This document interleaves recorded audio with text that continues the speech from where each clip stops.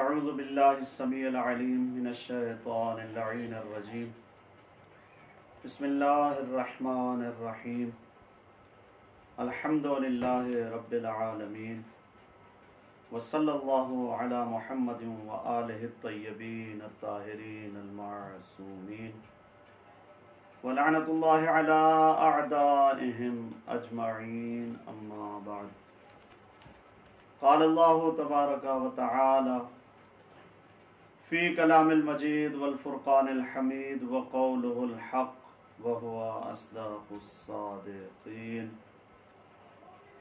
بسم اللہ الرحمن الرحیم یاسین والقرآن الحکیم انک لمن المرسلین علی صراط مستقیم تنزیل العزیز الرحیم لتنذر قوما ما انذر آباؤهم فهم غافلون لقد حق القول على أكثرهم فهم لا يؤمنون صلوات اللهم صل على محمد وعلى محمد. سامعین و ناظرین کرام السلام علیکم. بزم شبیر پیج پر لائیو پاکستان سے آپ کی خدمت میں حاضر ہوں، اور جیسا کہ کل ہم نے اپنے عنوان کا اعلان کیا تھا کہ مجالس تفسیر قرآن مجید یکم ماہ رمضان مبارک سے 10 ماہ رمضان مبارک تک آپ کی خدمت میں ایک طالب علم کی حیثیت سے پیش کرنے کی سعادت حاصل کروں گا، اور اس عنوان پر درس مجالس تفسیر کے لیے قرآن مجید کا دل سورہ مبارک یاسین ہی کا انتخاب ہوا، چونکہ ہر چیز کا ایک دل ہوا کرتا ہے، اور قرآن کا دل سورہ مبارک یاسین ہے، اور اس کے متعلق اور اس کی فضیلت کے متعلق بہت ساری روایات موجود ہیں کہ جو شخص اس کو صبح میں تلاوت کرتا ہے اس کے رزق میں اضافہ ہوتا ہے، سارا دن مصیبتوں سے بلائیات سے وہ محفوظ رہتا ہے، حتیٰ رات کو سوتے وقت جو سورہ مبارک یاسین کی تلاوت کرتا ہے، خداوند عالم ایک روایت میں 1000 فرشتے، اور ایک دوسری روایت میں ہے کہ 70,000 فرشتے پروردگار عالم اس کی حفاظت کے لیے مامور فرما دیتا ہے. اور پھر چونکہ یہ مکی سورہ ہے اور بسم اللہ کے ساتھ اس کی آیات کی تعداد 84 ہے، تو آج میں نے ابتدائی 7 آیات کی تلاوت کا شرف حاصل کیا ہے، چونکہ اس سورے کو حروف مقطعات سے شروع کیا گیا ہے. قرآن مجید میں تقریباً 28 سورے ایسے ہیں کہ جن کو حروف مقطعات سے شروع کیا گیا ہے، اور حروف مقطعات کے لیے یعنی حروف مقطعات وہ ہیں کہ جیسے الف لام میم، جیسے حا میم عین سین قاف، جیسے کاف والقرآن المجید، جیسے کاف ہا یا عین صاد. ان حروف سے جو سورے شروع ہوئے ہیں انہی حروف کو حروف مقطعات کہا جاتا ہے. شاہ عبد العزیز محدث دہلوی علیہ رحمہ اپنی تفسیر عزیزی میں یہ کہتے ہیں کہ حروف مقطعات کو اگر ترتیب دی جائے تو اس سے ایک عبارت بنتی ہے सिरात अली हक़ तुमसिकुहु, कि अली का रास्ता हक़ है, उसी के साथ मुतमस्सिक रहें। हम आते हैं अपने उन्वान सूरह मुबारक यासीन की तरफ। परवरदिगार आलम ने इस सूरह को हुरूफ मुक़त्तआत के हर्फ यासीन से शुरू किया है, और तमाम मुफस्सिरीन ने बिल इत्तिफाक तफसीर में ये लिखा कि ये यासीन रसूल खुदा का नाम है। और भी नाम है सरकार दो जहां के, जितनी शख्सियत आला अरफा और बुलंद है उतने नाम हैं, उस कदर अलकाबात हैं, जैसे मोहम्मद, अहमद, यासीन, तौहा, नून। इसी तरह से कुरान मजीद के भी बहुत सारे नाम हैं। कुरान मजीद को कुरान मजीद कहा गया, कुरान हकीम कहा गया, कुरान मुबीन कहा गया। और इसी तरह से जब इस यासीन से शुरू किया तो खुदा ने फरमाया यासीन वल कुरान अल हकीम, ऐ मेरे रसूल, ऐ यासीन, इस हिकमत वाले कुरान की कसम। और ये इसी बुनियाद पर हम आले यासीन से, जो मुफस्सिरीन ने लिखा है वो आले मोहम्मद हैं। जैसा कि परवरदिगार आलम ने और अंबिया अलैहिमुस्सलाम पर भी सलाम भेजा है, मगर उनकी आल पर नहीं भेजा। जैसा कि कुरान मजीद में कहा सलामुन अला नूहिन फिल आलमीन, आलमीन में हजरत नूह अलैहिस्सलाम पर सलाम है। इसी तरह से कहा गया सलामुन अला इब्राहीम, हजरत इब्राहीम अलैहिस्सलाम पर सलाम। और कहा गया सलामुन अला मूसा व हारून, और मूसा और हारून अलैहिस्सलाम पर सलाम हो। लेकिन उनके साथ उनके आल का जिक्र नहीं किया। लेकिन उसी सूरह साफ़ात के अंदर खुदावंद आलम ने फरमाया सलामुन अला इल यासीन, सलाम हो आल यासीन पर। तो मौला कायनात ने फरमाया चूँकि यासीन नाम है रसूलुल्लाह का, और जो आल पर सलाम भेजा गया है वो हम आले मोहम्मद हैं। और फिर खुदा ने फरमाया कि इन्नका लमिनल मुरसलीन, बेशक आप भेजे गए रसूलों में से हैं। यानी खुदावंद आलम ने अपनी तरफ ये निस्बत देकर ये कहा कि वो जो पहले रसूल भेजे, पैगंबर भेजे, नबी भेजे, वो भी अल्लाह सुब्हानहू व तआला की तरफ से भेजे गए थे। और हमारे पैगंबर, हमारे नबी सरकार ख़त्मी मर्तबत सल्लल्लाहु अलैहि वसल्लम को भी अल्लाह ने अपनी तरफ निस्बत दी कि इन्नका लमिनल मुरसलीन, यकीनन आप हमारे भेजे हुए रसूलों में से हैं।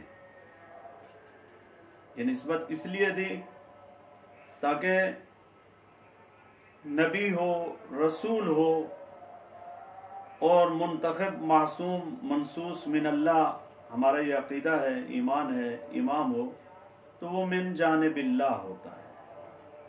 जो मिन जानिबिल्लाह होता है तो खुदा उन्हें वहाँ से पढ़ाकर भेजता है और वहाँ कर इल्म देकर भेजता है। जैसा कि खुदा ने फरमाया वलक़द इख्तरनाहुम अला इल्मिन अलल आलमीन, कि हमने अपने रसूलों में से, पैगंबरों में से जिनको भी चुना है تو علم کی بنیاد پر چنا ہے اور انہیں علم دے کر بھیجا ہے، اور اس علم کے ساتھ تشریف لائے ہیں۔ اور پھر اس سے آگے ارشاد فرمایا کہ علی صراط مستقیم۔ یہ بہت ہی ایک معنی خیز بات ہے کہ جتنے رسول تشریف لائے، جتنے انبیاء خداوند عالم کی بارگاہ سے تشریف لائے، سامعین و ناظرین کرام، وہ سارے کے سارے ہدایت یافتہ ہیں، ہدایت کرنے کے لیے تشریف لائے ہیں۔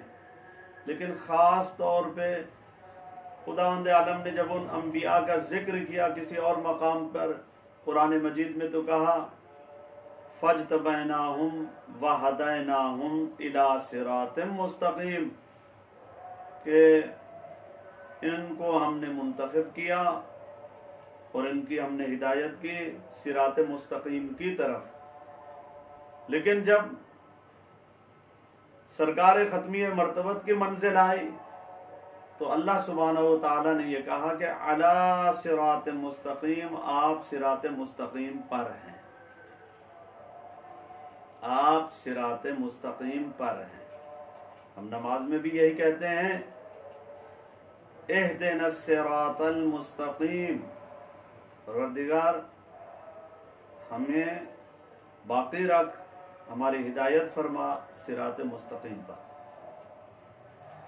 اور یہاں کہا کہ علی صراط مستقیم، صراط مستقیم پر رسول خدا تشریف فرما ہے۔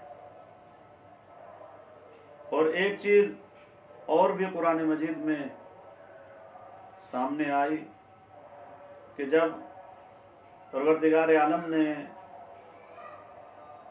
ابلیس کو کہا قال فاخرج منها فإنك رجیم، اے شیطان، ابلیس تو مردود ہو چکا ہے، میرے آسمانوں سے نکل جا، تو اس نے یہ کہا کہ میں یہاں سے تو جا رہا ہوں، لَأَقْعُدَنَّ لَهُمْ صِرَاطَكَ الْمُسْتَقِيمِ، میں بھی گمراہ لوگوں کو گمراہ نہیں کروں گا، بھٹکے ہوں کو نہیں بھٹکاؤں گا۔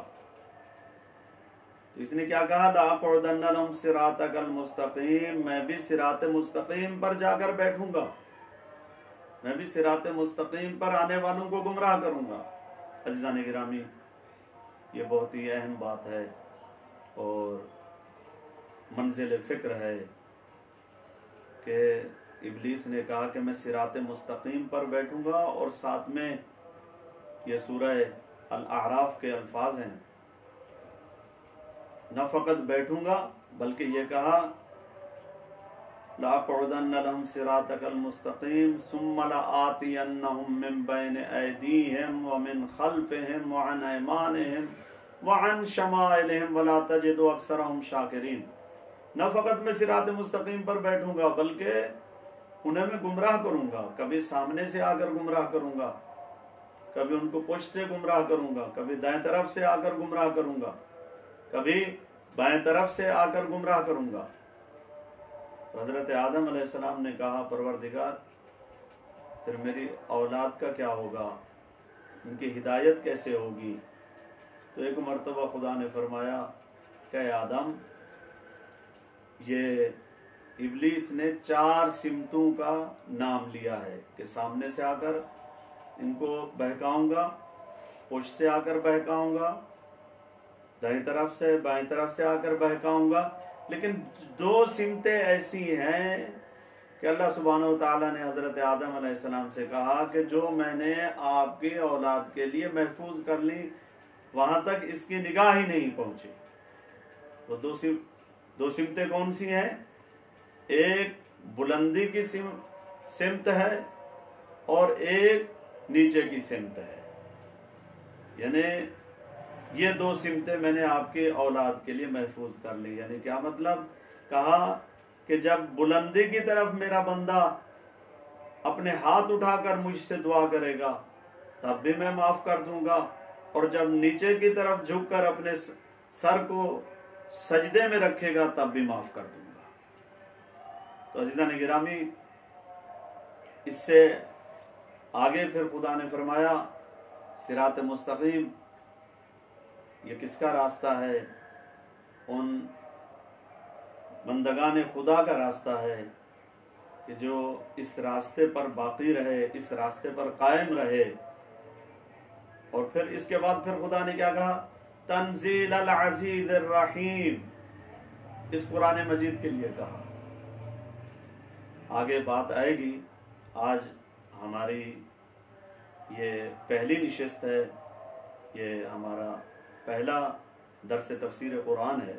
آگے بات آئے گی، تفصیل اس کی آئے گی کہ کہا کہ تنزیل العزیز الرحیم، ایک ہے لفظ تنزیل، اور چونکہ بزم شبیر کے پیج پر یہ پورے ورلڈ میں گفتگو جا رہی ہے، تو اس میں بچے بھی اس گفتگو کو سماعت کر رہے ہوں گے، ان کے لیے عرض کرنا چاہتا ہوں کہ ایک ہے لفظ تنزیل اور ایک ہے انزال۔ جیسا کہ سورہ قدر میں کہا انا انزلناہ فی لیلۃ القدر، اس قرآن مجید کو ہم نے شب قدر میں نازل کیا۔ تو جہاں لفظ انزال آیا وہاں ہے پورے قرآن کو نازل کر دیا آسمان اول، اور جہاں لفظ تنزیل آیا ہے وہاں قدر ضرورت قرآن مجید کو حضرت جبرائیل علیہ السلام کے ذریعے سے پروردگار عالم اپنے رسول کو عطا کرتا رہا۔ اور یہ نسبت دینے کی کیا ضرورت تھی کہ تنزیل العزیز الرحیم، یہ نازل کیا گیا ہے قرآن عزیز الرحیم، غالب اور رحیم خداوند عالم کی طرف سے۔ یعنی غالب کا مطلب کیا ہے؟ جسے کوئی شکست نہ دے سکے، یعنی کوئی یہ نہ کہہ سکے کہ جس طرح سے پہلے کچھ لوگوں نے قرآن مجید کی مخالفت کرتے ہوئے کہا وَمَا هُوَ بِقَوْلِ شَاعِرٍ قَلِيلًا مَا تُؤْمِنُونَ، یہ تو شاعر کا قول ہے اور تم کم ایمان لاتے ہو، جبکہ یہ شاعر کا قول نہیں ہے، یہ شاعر کی تک بندی نہیں ہے، یہ اللہ کا کلام ہے۔ اور کچھ نے کہا وَمَا هُوَ بِقَوْلِ كَاهِنٍ قَلِيلًا مَا تَذَكَّرُونَ، نعوذ باللہ، یہ تو کاہن یعنی جادوگر کا قول ہے اور جادوگر کی باتیں ہیں۔ قلیلا ما تذکرون، تم بہت کم نصیحت حاصل کرتے ہو۔ تو اس لیے خداوند عالم نے فرمایا کہ تنزیل العزیز الرحیم، نہ یہ شاعر کا قول ہے نہ یہ کاہن کا قول ہے، بلکہ یہ غالب خداوند عالم کی طرف سے کتاب نازل کی گئی ہے، اور اس کتاب کو جب اپنی طرف نسبت دی تنزیل العزیز الرحیم کہ یہ خدا کی طرف سے نازل کی گئی ہے یہ کتاب، تو اس کا مطلب یہ ہے کہ ایسا غالب ہے کوئی اسے شکست نہیں دے سکتا، کوئی اسے عاجز نہیں کر سکتا۔ جیسا کہ اس نے قرآن مجید میں اللہ سبحانہ و تعالی نے کہا وَمَا أَنْتُمْ بِمُعْجِزِينَ فِي الْأَرْضِ وَمَا لَكُم مِّن دُونِ اللَّهِ مِن وَلِيٍّ وَلَا نَصِيرٍ، کہ نہ تو تم خدا کو زمین میں عاجز کر سکتے ہو، نہ تم خدا کو آسمان میں عاجز کر سکتے ہو۔ وَمَا لَكُم مِّن دُونِ اللَّهِ، خدا کے سوا تمہارا کوئی نصیر نہیں ہے، خدا کے سوا تمہارا کوئی مددگار نہیں ہے، اور خدا کے سوا تمہارا کوئی سرپرست نہیں ہے۔ تو اس لیے اس بات کو ارشاد فرمایا کہ یہ تنزیل العزیز الرحیم اس غالب خدا کی طرف سے نازل کیا گیا ہے، اور مقصد بھی بیان کیا کہ لِتُنذِرَ قَوْمًا مَا أُنذِرَ آبَاؤُهُمْ فَهُمْ غَافِلُونَ، تاکہ میرے رسول اس قوم کو ڈرائیں۔ لِتُنذِرَ قَوْمًا مَا أُنذِرَ آبَاؤُهُمْ، اس قوم کو ڈرائیں، ان لوگوں کو ڈرائیں۔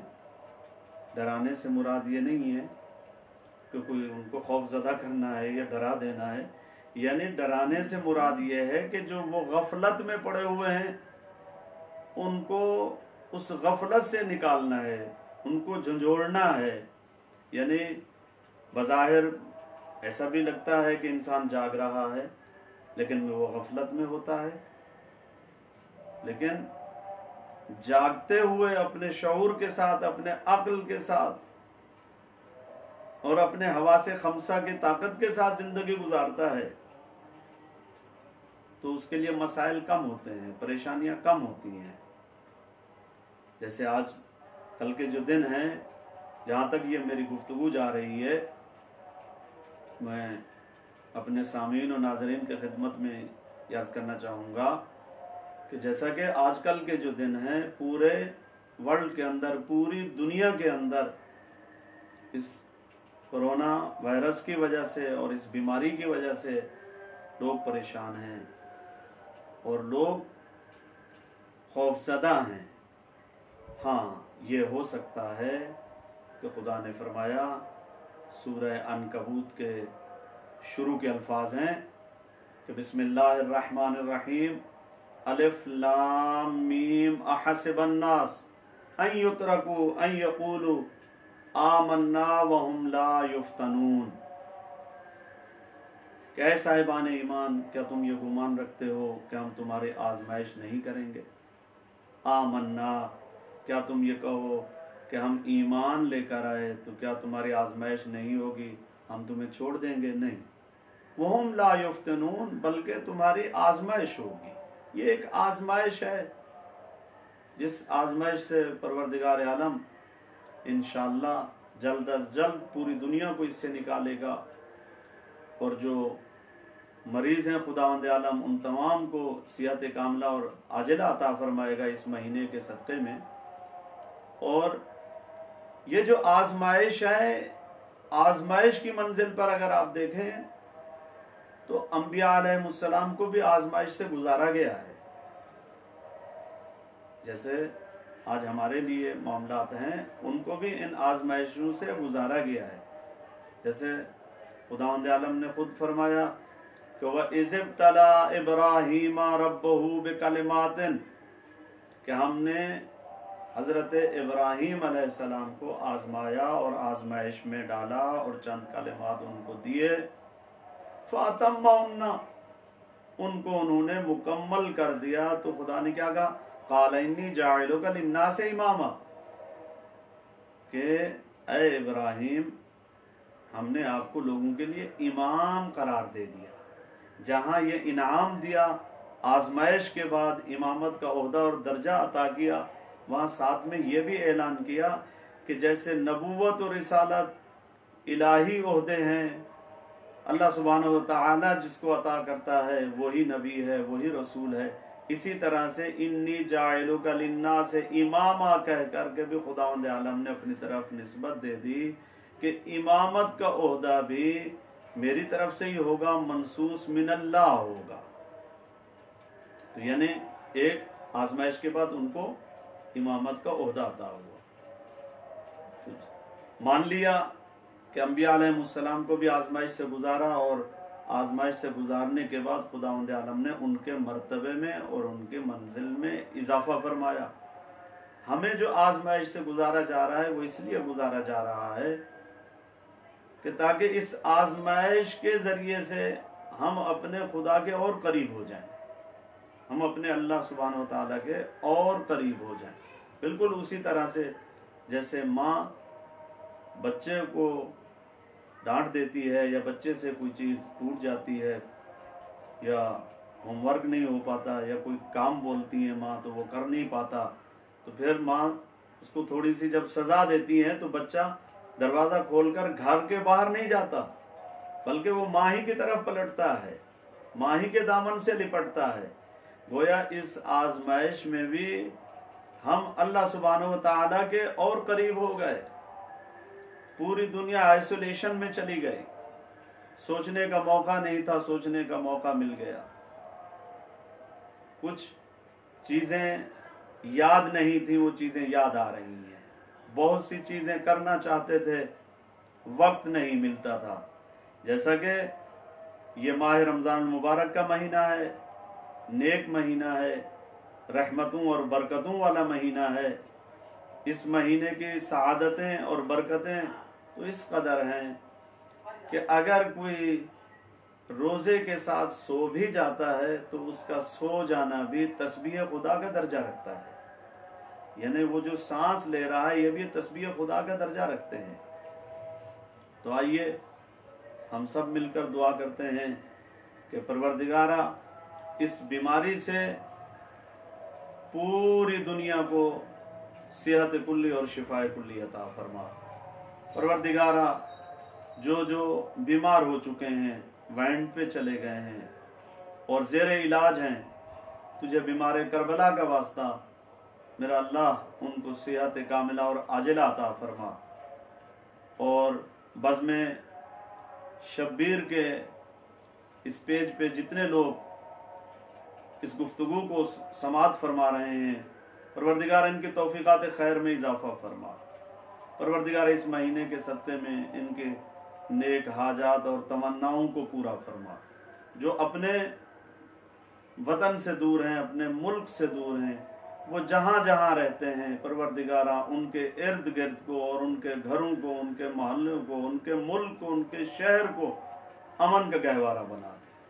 پروردگارہ جو اس بیماری میں مبتلا ہو کر بے روزگار ہو چکے ہیں، پروردگارہ ان کو رزق واسع عطا فرما، امام زمانہ علیہ السلام کے ظہور میں تعجیل فرما، اور ہمیں ان کے اعوان و انصار میں محشور فرما۔